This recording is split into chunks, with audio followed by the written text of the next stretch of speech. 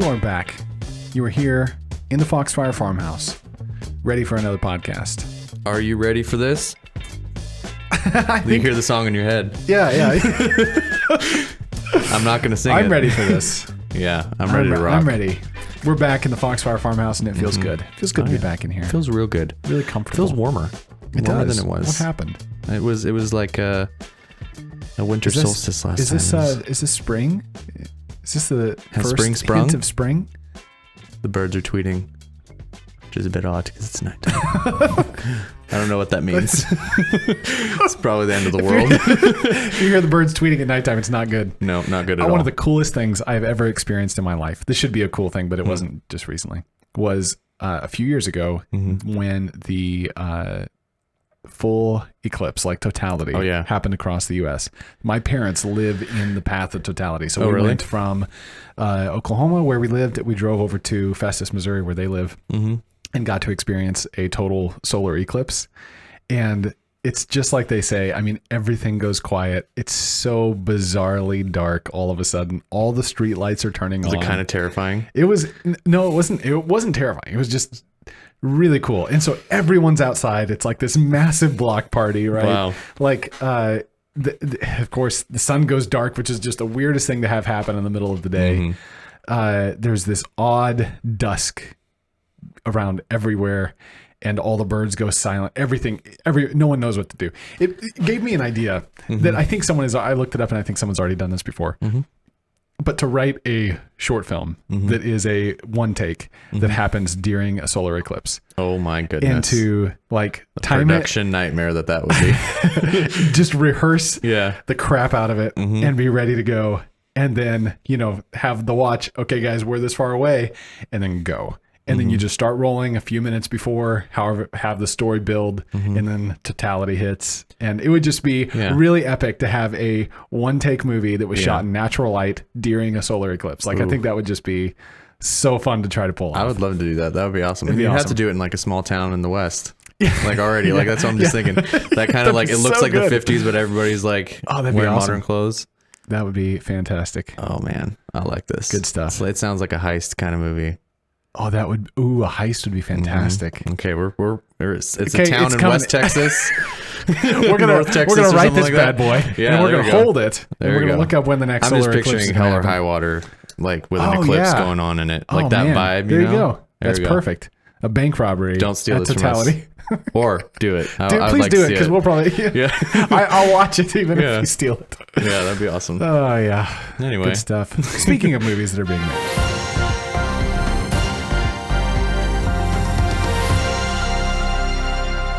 Welcome. So what do we got? What's been spinning around in the ether, newsosphere? The newsosphere. Well, I got 3 movies for you that were recently announced or more talked about. I don't know if they were just announced. One of them was just announced. They're talking about making a I Am Legend movie sequel. Awesome. That would be cool. I don't know if Zack Snyder's coming back for it, but they have Michael B. Jordan and Will Smith coming back for a sequel, which is that'd be cool, pretty legit. Which would mean that they would have to go off an alternate ending because the other ending, which is such a bummer. That like, why did they run? It was a cool ending. I liked it. Well, so why did they run with the kill Will Smith ending instead of the let him live? Because Zack Snyder always likes to do things his own way. He likes just that visual, like he likes doing gritty. It was an epic ending, which is kind of like dire, how he epic endings. Likes to roll. Yeah, like interesting. Yeah. Anyway, so that's what we're looking at. Maybe for that, it's actually a vampire movie, not a zombie movie. For those of you who would like to talk about that, there's an Alien spinoff, which is a Hulu exclusive, which I'm super excited about. I would be down for some Alien. I've always loved Alien. That was like one of the first movies that my wife and I watched together. Was the Alien Covenant. There's a whole bet around it. No way. Yeah, it was awesome. I'll tell you the story later. Alien Covenant. That's a really gritty movie to watch as your first movie together. Well, she told me like we weren't dating yet. Okay, I'll get into it. Okay, so story time with Elijah. We weren't dating yet, and I was trying to like impress her and woo her, and we were at like a theme park. Alien Covenant? Yeah, we were at a theme park, and I knew that she liked the Alien movies and the Alien movies coming out, and I was excited for it because it looked awesome. But I hate upside down rides with a passion. And basically, I was like, I'm not going to ride that Tomahawk thing. And she's like, well, let's do a bet. And I was like, well, you watch Alien Covenant with me. And it was like a couple months away at that point. I was like, if you go see Alien Covenant with me, I'll ride it. And she's like, okay. And so I was like, all right. And so I rode an upside down ride. And it was okay. It wasn't that scary. Things we do for loving movies. Yeah. But little did she know, all I had to do is ride a ride, and I got a date out of it. Sweet. We started dating before that had happened, but it was pretty cool. That's awesome. Anyway, super excited about that. Yeah. And then last one, Elvis movie by Baz Luhrmann. Bringing Elvis. Saw the trailer when I watched the Batman. It looks cool. Awesome. Tom Hanks. I'm stoked. Yeah, Tom Hanks looks great in it. He looks good with some prosthetics and a weird German accent. It's awesome. It's good. It looks really interesting. Yeah, I never thought I would be excited for Elvis. Me either. I'm not even a huge Elvis music fan, but the movie actually made me really excited. It seems like the kind of movie I might actually get into Elvis music over. Yeah, we'll see. Because I was like, oh, I forgot he wrote those songs and performed them. So it'll be cool. He's a strong visual style, and I'm a sucker for that, man. That's true. I like good music, good dance. Yeah, it'll be good. It'll be awesome. Yeah, that's all I got for news. Cool things. So I've been experiencing some cool stuff this week. Oh, yeah. Have you been experiencing cool stuff? Yeah. Coming across some cool all the goods? cool things. What are your cool things? So my cool thing was that this last week, so quite a few episodes ago, we talked about the portrayal of Jesus in the movies. Ooh. And of course, one of the things that we come to in that kind of discussion is the Second Commandment and what it has to do with the portrayal of Christ. So can we say, when the Bible says that we are not to have any images, any graven images, does that mean that we cannot have an image of the Christ? Our pastor is teaching through the book of Exodus right now on Sunday nights. And so this is my cool thing would be his Exodus series through on Sunday nights. He calls it, I believe, Exodus Patterns of Redemption. And if you go to our church's website, it's BibleDirectionForLife.com. You can find the series there. But in this last Sunday night's series or lesson, I believe it's lesson 15, he talked about the Second Commandment. And it was really interesting hearing him talk about it because he kind of gave a way more in-depth and theological and exegetical reason than we can give on the show or that we are capable of giving at any point in our lives. So it was really fascinating, though, to hear him walk through it because he demonstrated how there's no way, basically, if we take what the scriptures are saying there to be accurate, and we're not supposed to have any images of Christ or of God at all, then we also cannot have any images of any living things. It says no images of living things, which if that's what it was saying, then the tabernacle itself violates that law because it has images of the cherubim on the Ark of the Covenant. It has images of different creatures and animals on the tapestries. So you've got imagery all throughout the tabernacle, which means that God himself is violating his own commandment that he gave to the people of Israel as his covenant with them. And so there's no way that it could be saying that. And what Peter argued that it's saying is just that you should not have any idol that you are worshiping, which then thankfully backs up what we were saying on that episode. Which is good. Where it's always good when the pastor gets to your text that you talked about and he says the same thing that you were kind of saying. That's good. Just in way better depth and making a better case for it than you better ever than did. Coming back with your tail tucked and being like, hey, exactly. Guys, sorry, guys. We just indulged in some heresy. We're gonna have to apologize and strike that one from the record. Put a warning on the front of it. Strike it down biblically. Yeah. So anyway, that's been a cool series. It's cool to go through the book of Exodus and walk through the 10 Commandments that way. So that's legit. That's it. Yeah. So check it out. Well, I'm going to bring up another cool thing. What do you got? I forgot what I was going to bring up earlier, but it wasn't what I was going to talk about. It's actually the podcast that you were on. Hey! The other podcast. What? I'm on two podcasts? Yep. West Side Unscripted. Hey, there it is. It's legit. Man. I just listened to the recent episode and answered one of my questions that I didn't ask. For those of you who don't know, it's the podcast where... Can you give me the line? Oh, yeah. The line for West Side Unscripted is that the podcast where the pastors loosen their ties, throw away their notes, and answer questions about all things theology and culture. Yeah. So you get our lead pastor, who's just a a swath of amazing biblical information. He's a biblical scholar, and you get him unscripted, which is really awesome. You just get to see what's click-clacking around there in his head. And it is very, very detailed and very, very good to munch on for some of these questions that the congregation gets to ask. And I know I've asked a couple. But the recent one was on angels and what are angels and how do they minister to us? And I thought that was a very interesting one, and it kind of ties into this, at least in terms of story, with the fact that he kind of touched on the old Nephilim subject in terms of that was a fun one. Giants, and kind of brought it into the realm of just knowing that the Nephilim were evil and was something egregious, and that it kind of falls in line with some of the Greek stories that we read about Hercules and all these and just Gilgamesh and all these and ancient Eternals. and Eternals, all these like demigods who are half God, and as the scriptures reveal that the gods are demons in disguise. So it was really, really cool read, and it kind of gave me a new perspective on a lot of old myths and on what it says about the cultures. So that's cool. Pretty cool. And now our feature presentation. So this week, I thought we would talk a little bit about the imagination. So I have at times tried to formulate kind of what would I say is my vocation, and what is it that God has called me to do with my life. Yeah.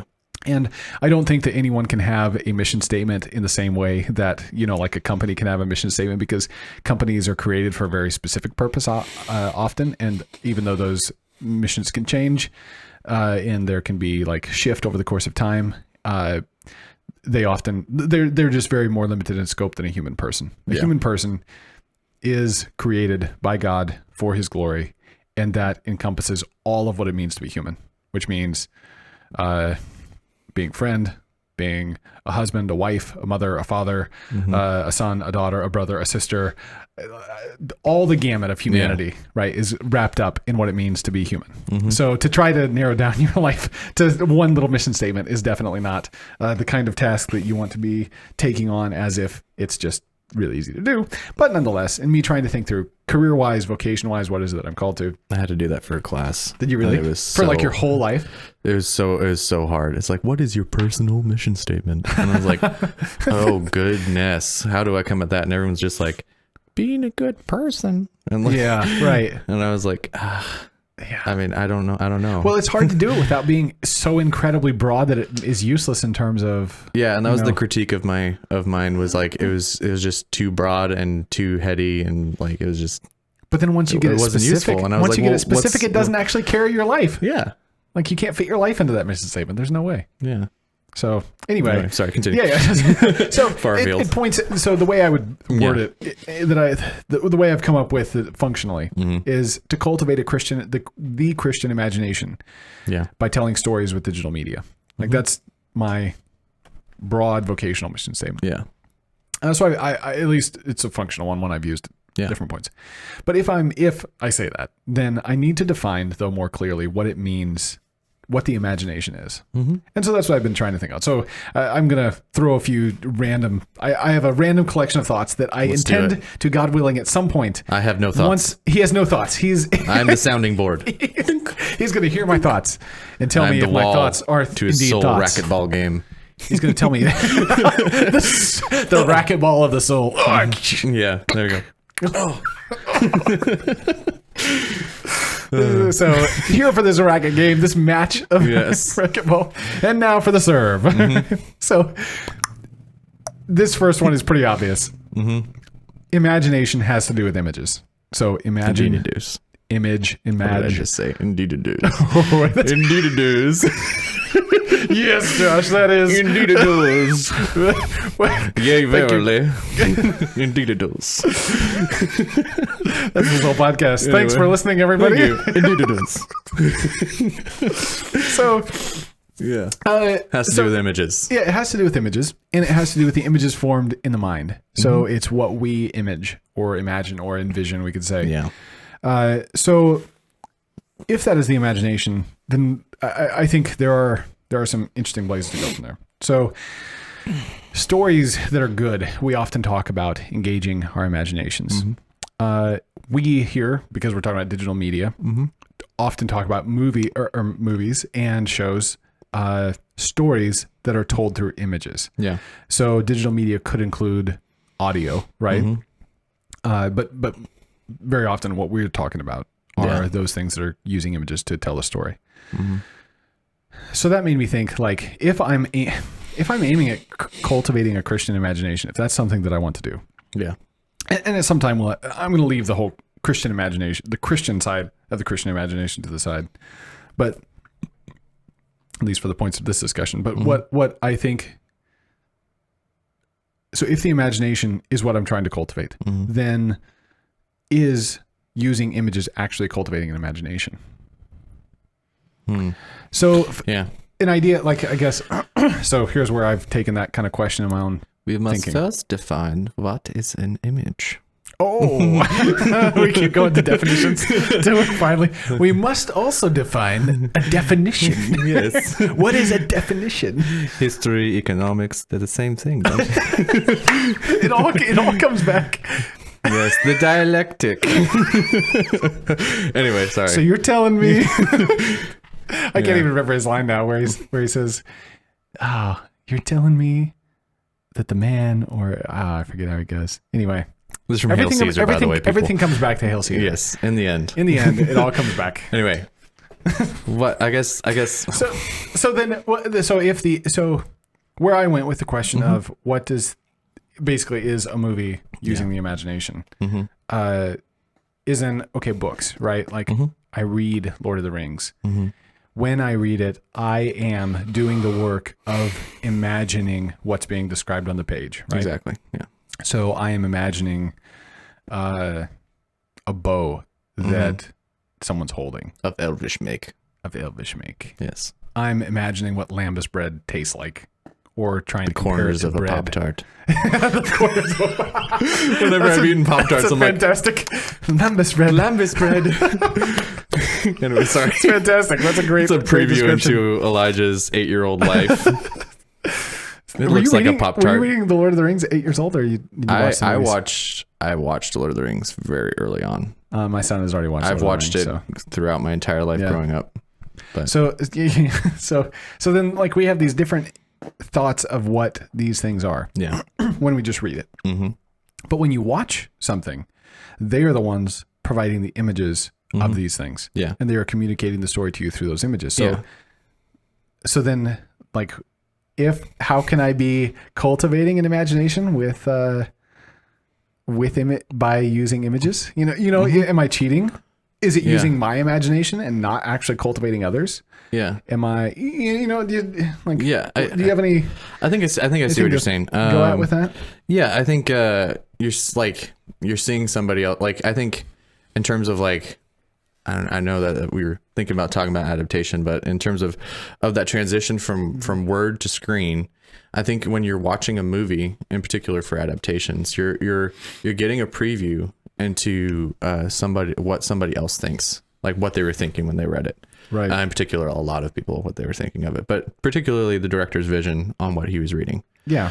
And that has its own value. And I would more put it as like it's more of not interpretation. Yeah, not interpretation, but a less of an adaptation as an inspiration when you watch movies that are inspired by.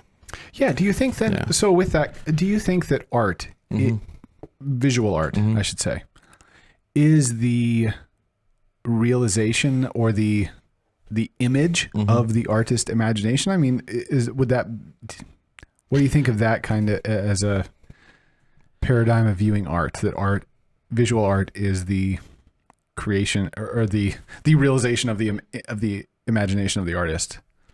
It's weird because like you kind of pings off of it, like where with visual art, like so what's like you kind of get at like what's the point of the image in your head? Like what's the point of looking at an elvish bow in your head, or imagining Aragorn sitting upon a throne after fighting all these battles, and finally the king returns, and that image of a king returning, Right, yeah.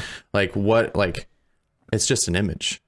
Like but it's more than that. So it's like that transcendent layer of imagery, whether it be a book or a movie. You are seeing somebody else's, like you're doing some of the work, like they've already done a lot of the work, but there's more work to be done, more than just a picture. The other level of work is now that picture is there, what does it mean? And what is it conveying?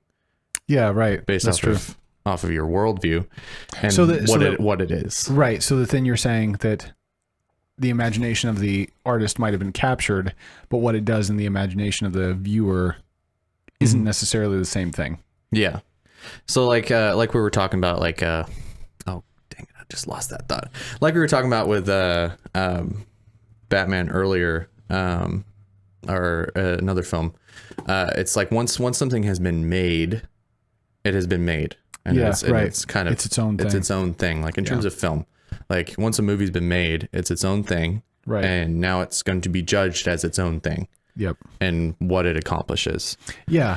Regardless of necessarily like all of the thrusts and the how it was made, or the imagination of the artist. Like it's now a product that is now mused upon by others. Right. It's no longer an imagination. It's actually a thing, an image. Yeah. And that's kind of where Christians kind of get at it, is that there's nothing neutral. And so that's where it's hard in terms of when you're seeing images and you're seeing all of these things, is that you're looking at something and you're trying to figure out what it is from a moral point of view, regardless of how beautiful. Well, and that impacts how beautiful it is to a Christian, right, and to anybody. Right. Is where does it stand morally? Because like you can look at the image of, I don't know. I'm trying to think of like a bad image. What's I mean, if I'm thinking of like bad images, there's like symbolically that symbolically just says give me bad. one. There's the classic, I forget the name of the man who put it up, but the urinal on the wall that was declared art just because he hung a urinal on the wall. That's an image of how degraded our sense of beauty has been. You know, like he meant it as satire at the time, and now it's been mimicked in so many ways. Praised. There's no longer satire. It's actually like the art itself. Like the banana on the wall. Yeah, exactly. Yeah. Right. Yep. And so I think that's the kind of thing that's like a bad image. I mean, I think you're coming at it like you're trying to make sense of things, like, and realizing like what it is, like what is the substance, like looking at a banana on the wall. Yeah, it's supposed to make a statement. Yeah, but it what is that cheap statement? That is. Yeah, it actually states that your art is cheap. That's all it says. It says it costs you, like a Pollock painting where he just randomly threw paint onto a canvas. Like what is this piece of art like saying? Yeah, right. I mean, it says something about our society in terms of like the response to it. But as far as like how it impacts your imagination, what is the effect that it has? I think so then pulling it around to the imagination again, so another thing I was thinking in the veins of the imagination is that if these things evoke images, where do we get the images from? Like, where do the images that are in our heads come? When I say elf, where are you pulling from? When I say boat, ship, or if I say space, what does that? Well, like all of these words that authors are using to evoke a specific image in your own head. Yeah.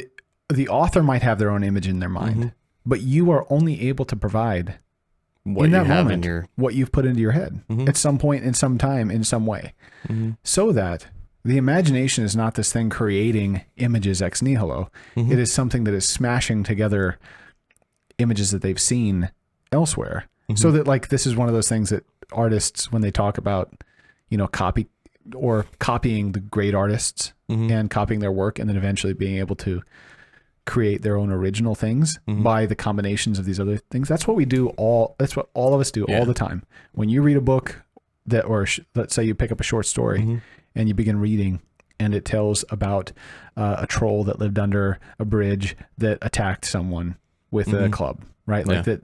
You have some kind of image that's coming somewhere, even if it's from as your childhood looking at picture books about the troll under the bridge, right? Like that Or It's if it coming comes from from watching somewhere. the Lord of the Rings movie and that's your image of a troll. Yeah, exactly. You're pulling from what you've seen before. Or you watch Trolls, the movie, and that's your image of a troll. That would greatly be a change. very different image. Yeah. And Change so what then, you're looking at. yeah, exactly. So then the image that you have in your head is in the end limited by what images you put in your head. Mm-hmm.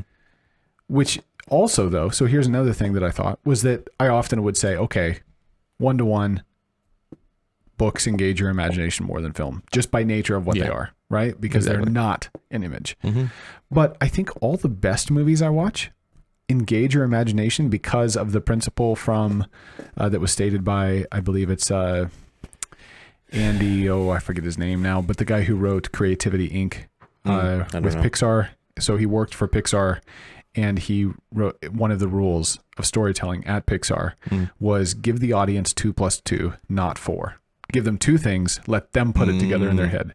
Because if you give them 4, well, that's boring. But if you give them 2 + 2, they've got to do the work. They're engaged. And I think that, like, if you imagine with me a scene where a gun is pointing at the camera, right at you as the audience, and on the other side of that is a sinister man in a mask, and then you see from the point of view of the man in the mask down the barrel of the gun, a man pleading for his life. And then you turn back and you're back at the view down the gun barrel looking up at the man, and then you see the gun go off and the camera stays on that man with the mask. You see him put the gun down and you see him take off the mask. Well, he's just shot a dude in the head. Yeah. You didn't see it, but your mind registered like someone was just shot right now. Some kind of image came to your mind when that gun went off. It didn't show you the violence. It let you put it together, and when you put it together, it was more horrific than if they had showed you. Yeah. Right. Like, so that then there's that kind of like, actually, the best of movies are always engaging the imagination. Yep. Slow cinema, like we talked about a couple weeks ago with Calvary. Exactly. That was slow enough that it wasn't spoon feeding you. And so you had to start to think, like, so what is this about? What is this? Why is this guy still talking to his parish member? Or, like it drew your imagination into the movie. Exactly. In a way that engaged you. And I think that's, like we were talking about the Batman last week, this is one of the benefits of good imagery in film. Yeah. Is that either it's slow and it lingers on something long enough that that you start to think, okay, why are we still here? Or it does it in such an iconic way that it's interesting and makes you wonder. It engages your mind to think about it in your imagination, to begin to put 2 and 2 together, right? Yeah. Detective movies often draw you into that, like, discovery. Oh, who is it? Maybe I can figure it out before. Yeah, and you're imagining everything. Yeah, you're trying to figure out, okay, we saw this guy, guy. It sounds like his voice. You're trying to solve those kind of problems, And so I think that just because a movie is made of images, that doesn't mean that a movie does not engage your imagination. Yeah. The best movies seem to engage your imagination really well. I would agree, because I think you have like a 3-stage in terms of what way I think about movies is that it's always better. Like lazy filmmaking is when you tell your audience what's happening. Yep. I think better filmmaking shows your audience what's happening, and then even better filmmaking doesn't show them and they're figuring it out. Yeah, exactly. And that they're able to figure it out. Otherwise that kind of goes back and you have to rely on exposition. Right. Yeah. Couldn't figure out what you were doing. Yeah. So I want to think a lot more about the imagination, because I think it's an interesting, just trying to pin down a definition and then think through it made me think more about how to engage the imagination of people. Go ahead. I think it kind of flows into that realm that you're kind of talking about, like that realm of enchantment almost, that you're touching on. Right. Just in the fact that, like, that's kind of what you do when you go into a great story, is that you're there and you're seeing what the creator's trying to give you, and it's not necessarily oh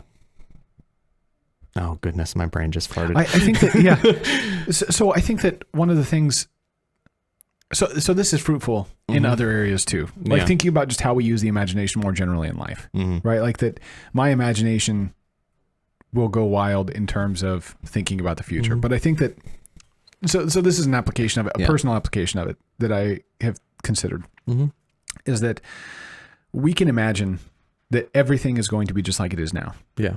That I am going to be, so that when we fail, like for instance, you fail at something, you're miserable at it. You blew it with your wife, right? You blew it with your kids. You were angry with them or whatever it was. Yeah.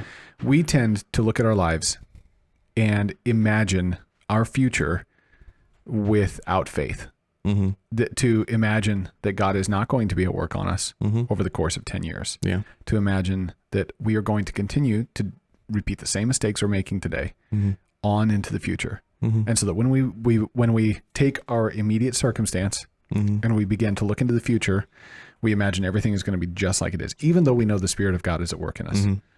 And that leads us to despair because our image of the future is so bleak. Yeah. But that what we have to do is look at the future with the images that God has told us to look at the future with, right? Like God in the scriptures uses imagery to teach us of himself. He uses this world that he made. Yes. He made a whole world to show us who he was. Creation, like, sings. Is the image. Yeah, it is. Like, everything, like what Paul says, like, they can look at creation and know God. Through creation, they can know the rules of this world just by looking around them, just by looking at themselves. They can know what the rules are, and because of that, they're without excuse. And in Colossians, Jesus is the image of the Godhead. Like explicitly said, he is the image, the express image of the divine Godhead. Yeah. Like, so that Jesus is the image of God. Yeah. So images in the Bible are really significant, and even the metaphors used in the scriptures to explain concepts of where we're going, what heaven is like, what we can expect in the resurrection. Yeah. Like that, hey, look around. Resurrection happens everywhere. See that seed that went in the ground that had to die before it could come back up? And all the ways resurrection is hinted at and happens in creation, that's what your body's going to do. It's going to be a seed put in the ground, and here, again and again, these images form how we are supposed to see ourselves in the future. And we can begin to let the images of our own that are not driven and sanctified by faith begin to drive our future. So, it's just, it made me, it just has been a fruitful thought to think about the imagination and kind of how it shows up. Cause like, I think especially like in my own life, like in terms of imagery, like you're saying, like it's easy to like think in that zone of like, I will be here forever. This is a miserable existence. Like in those horrible moments in your life when you're doing, everything's gone wrong and you're like, this is it. Like, and like you're saying, without faith, like, what are you going to do? Like, and so I think, and for myself, like I always struggled with, like anxiety and always the images of me dying somehow. Like I was so afraid of death. Oh, really? And, the Lord really, really shook me because he then showed me the image of paradise. He then showed me the image of his son and the life that I'm living and broke all of that. He did that using his word and showed me what's actually happening. I think images are helpful to help you understand what's going on. Cause I mean, Christ uses imagery in parables. He uses imagery in the way the temple is designed. All these different things to help you grasp the greatest image that he has made, which is what we're seeing in front of us right now.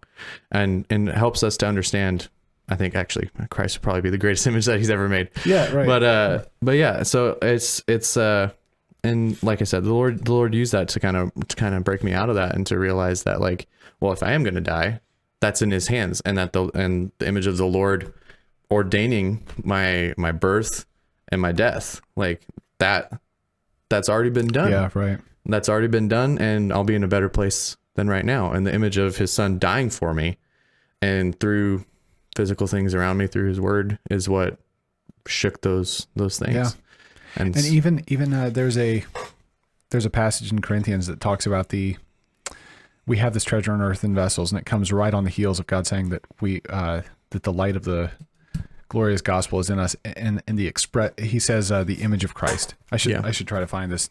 I should have had this passage pulled up, but that we see the image of Christ in the gospel. That like it's not.